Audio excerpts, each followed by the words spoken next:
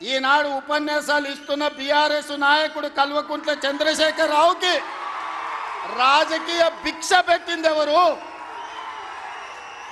అన్న లేకుంటేనే మీరు నాయకులు అయ్యిండ్రా?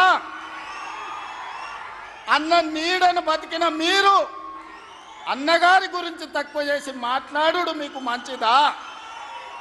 వారే కాదు, వారి పేరు పెట్టుకున్న వాళ్ళు కూడా ఈరోజు నాయకులుగా చలామణి అవుతున్నారు.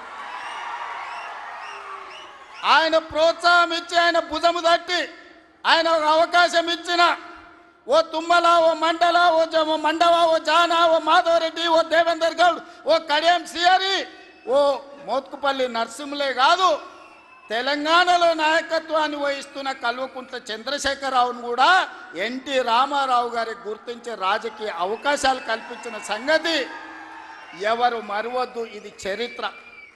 ఇంకొంతమంది ఆయన పేరు మీదనే చలామణి అవుతున్నారు.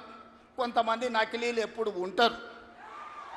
వాళ్ళ ఆలోచనలు ఎట్లుంటాయో కూడా మనం చూస్తున్నాం.